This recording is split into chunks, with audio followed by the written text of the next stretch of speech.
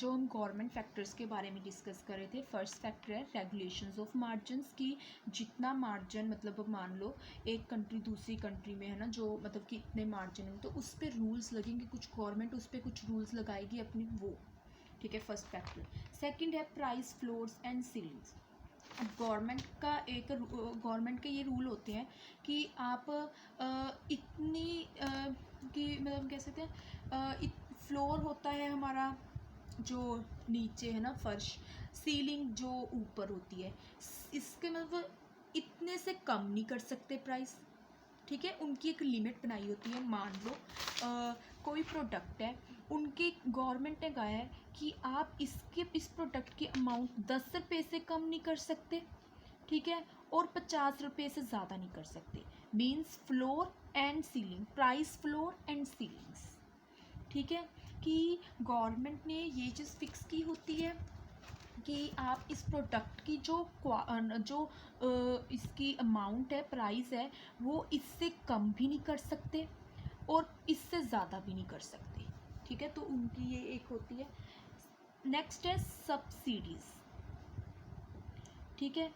Subsidies तो अब आपको पता ही है, ठीक है, कि ये जो है ना मतलब सेलर है, ठीक है, ये सेलर को मतलब प्राइस कम करने के लिए मतलब प्राइस कम करना पड़ता है इसे, ठीक है। तो उसे इस हिसाब से सब्सिडी इस हिसाब से देनी पड़ती है कि उसे भी कोई लॉस ना हो, ठीक है।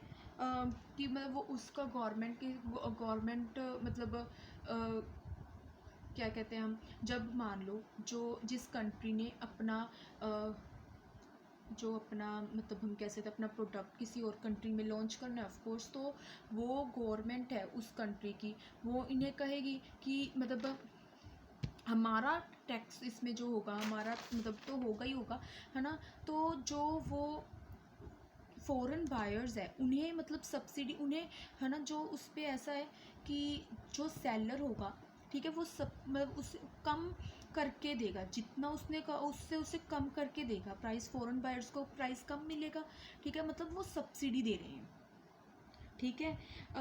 बट वो इस हिसाब से जो सेलर है वो इस हिसाब से, है ना, सब्सिडी प्रोवाइड करेगा कि जिससे उसे भी कोई लॉस ना हो, मतलब प्राइस में रिडक्शन हो, ठीक है। जितना प्राइस है वो कम करके हमें वो प्रोडक्ट मिलेगा।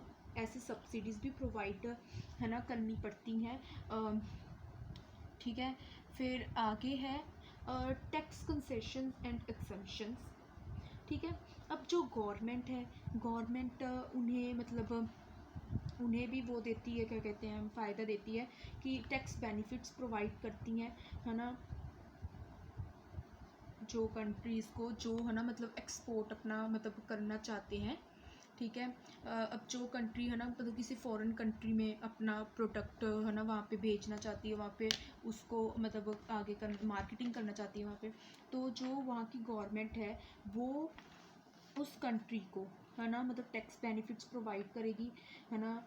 जैसे कि क्या कह सकते हैं हम, है ना, उनके लिए कम करेगी प्राइस, है ना, मतलब उन्हें क्या कहते हैं हम, जो मान लो है ना एक्साइज ड्यूटी हो गया, इंपोर्ट ड्यूटी हो गया, जो ऐसी चीज़ें हैं, ठीक है, इन पे भी जो उन्होंने ये पे की हैं उन्हें भी रिफ़ंड करेंगे ये, है ना, गवर्नमेंट, तो उन्हें ऐसे काफ़ी फ़ायदे भी हैं, ठीक है। Thank you so much.